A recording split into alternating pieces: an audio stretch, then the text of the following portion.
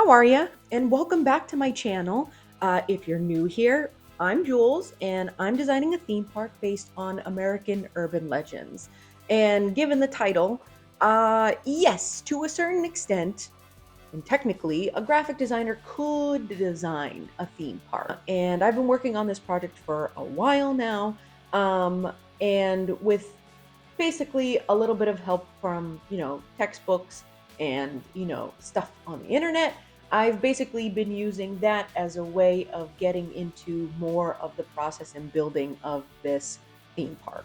But for the most part, I've been really using the Imagineering process.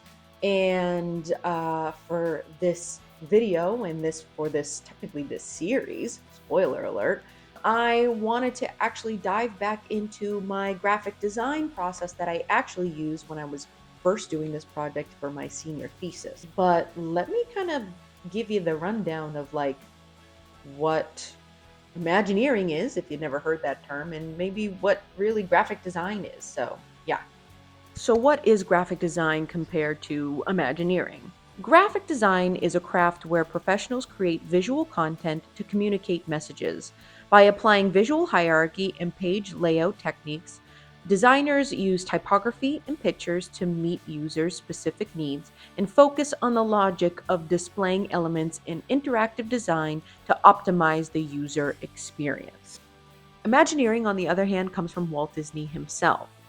Imagineering is the creative engine that designs and builds all Disney theme parks, resorts, attractions, and cruise ships worldwide and oversees the creative aspects of Disney games, merchandise, product development, and publishing businesses. So, what does it all mean for what I'm going to be doing next? This basically means that I'm not exactly going to completely scrap the Imagineering process, but we're focusing on a design process, or at least focusing on each aspect of graphic design that you would find in terms of what you would be doing for a theme park rather than the grand scheme of a theme park. And more specifically, we're only doing one land within the entire thing. So we're going to be covering all of this stuff in individual videos.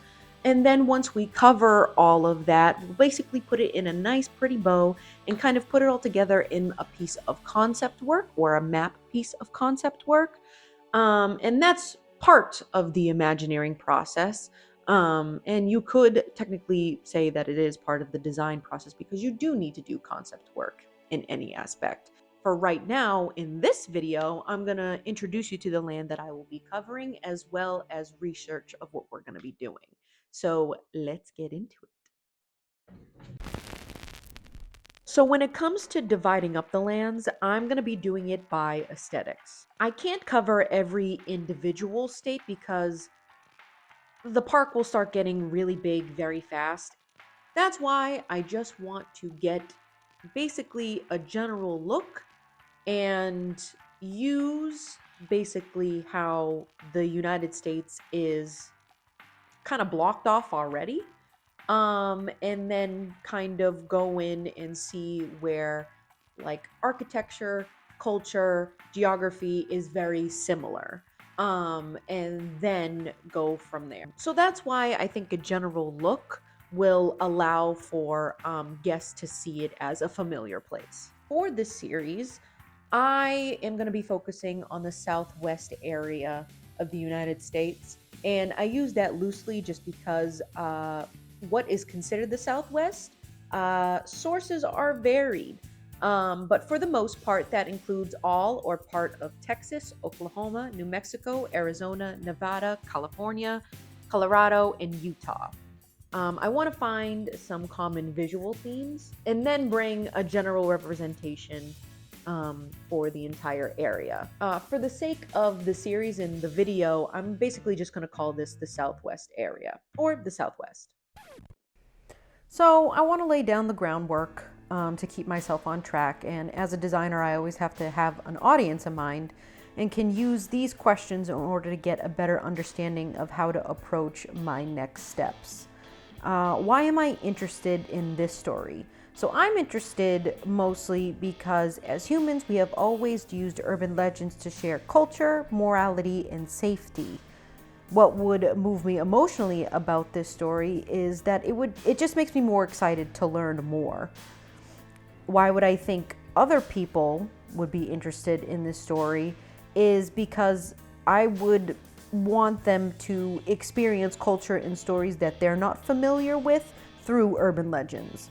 And what the universal human value at the bottom of this story is the United States is so rich in all of its cultures and geography. We share these stories that are all different but still come from the same reasoning on why we share them. This is all with an older audience in mind.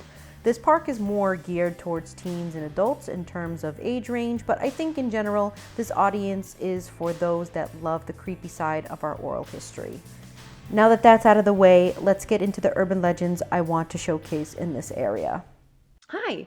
Before we get any further into the video, I just want to say a big thank you to my Patreon supporters for today's video. With their help, they basically fund content for YouTube as well as just any content that I make for the project in general. If you would like to be part of the Folklore Enthusiast Club and get some added benefits like a postcard, please consider joining. Link to my Patreon will be in the description below. And with that, let's get back to the video. So when starting our research, I am basically having a baseline of all the urban legends and a list of urban legends first. So I'm going to start out with not all, like I'm more than 100% sure that there are definitely more legends. But these are the ones that come up the most when you do actually just start like a general search of finding urban legends within the section of the Southwest. And this covers, again, most, if not all, those states in the area that I'm focused on. And now that I have that list, basically that's just going to allow me to see where these legends go and kind of build up on top of that, meaning wherever they are, I want to build around them in terms of like almost as if the rides and attractions are their enclosure per se.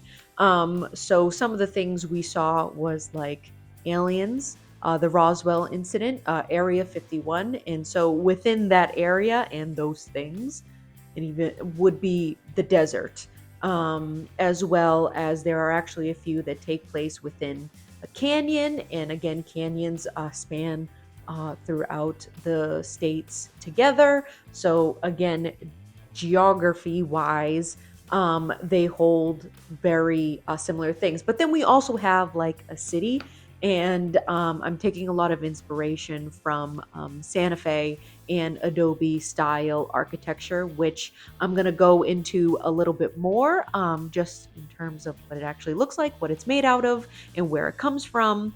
And then after that, I think that visually, this is something that's going to help me build off of how we want to do like colors and textures and so on and so forth. But we're not covering that just yet. Again, we're just doing research and we're just covering research.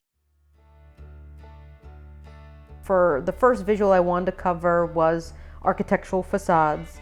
And as I said before, I really like Santa Fe. And it has architecture that's very diverse, but is still recognizable. So that being said, even though Adobe architecture is prevalent in the city, there is a surprising variety of building materials and architectural styles.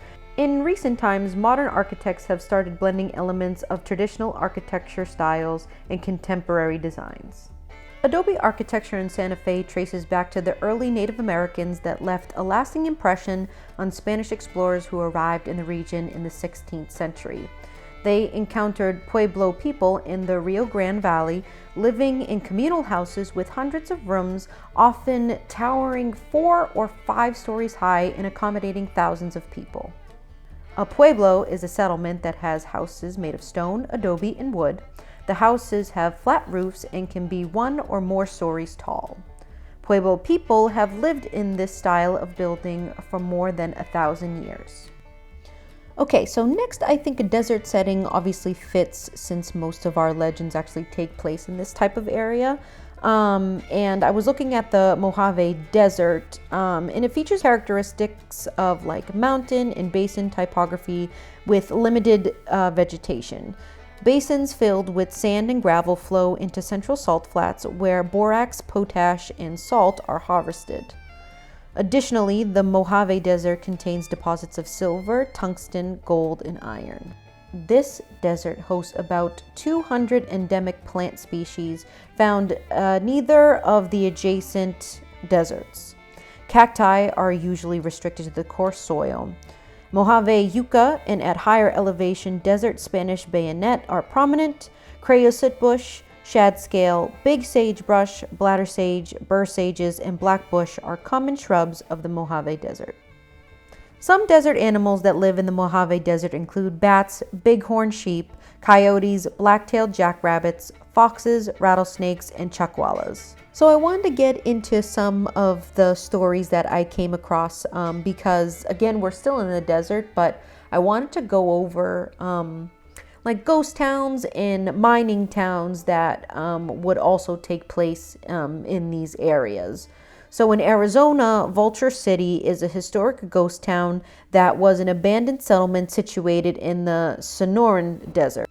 The rise to fame was as quick as its downfall. In 1942, the War Production Board mandated the closure of all non-essential mines to prioritize resources for the war effort. This closure sealed Vulture City's fate and leading to the town's abandonment soon after. Today, the Vulture mine is privately owned, but it's open to the public for a small fee. Tourists and staff alike often hear footsteps creeping up behind them, disembodied voices whispering in their ears, and ghostly apparitions wandering around the mines. Many often report shadows on the wall when nobody else is there. The sounds of pickaxes striking the wall are also quite common. One of the most well-known ghosts at Vulture City is Jimmy Davis.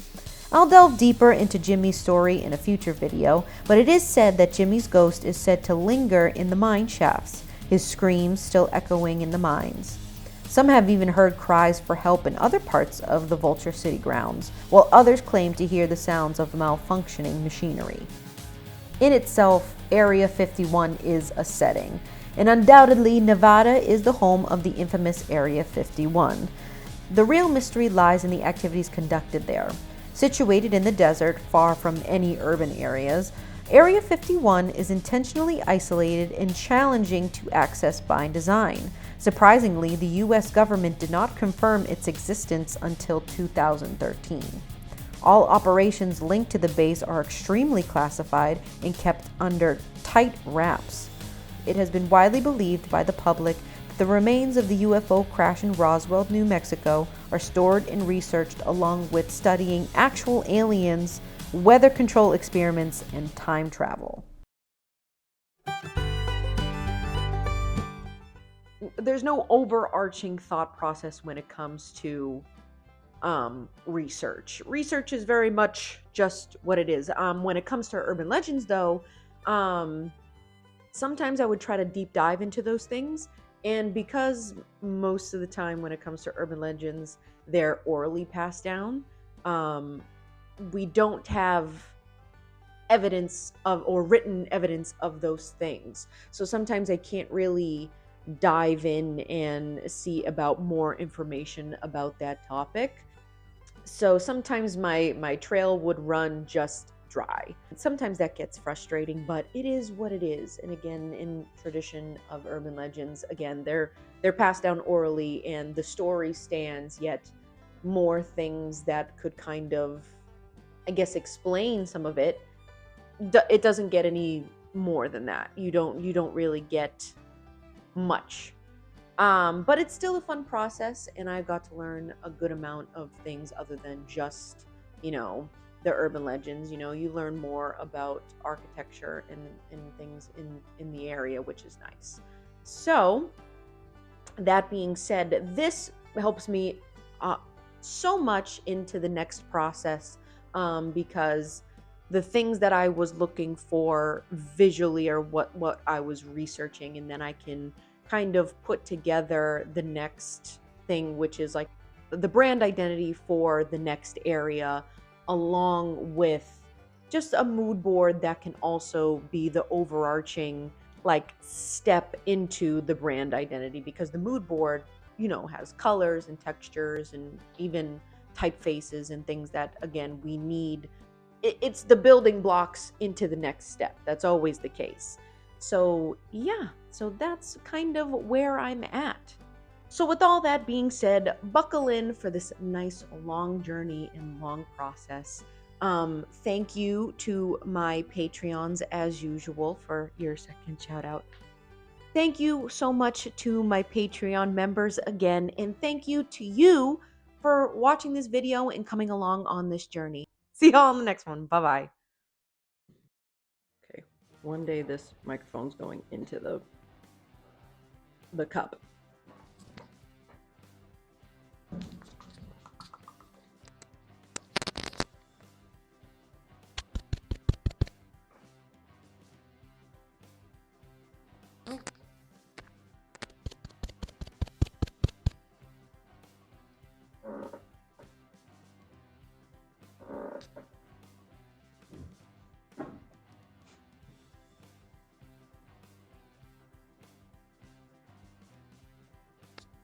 Was that like that the entire time?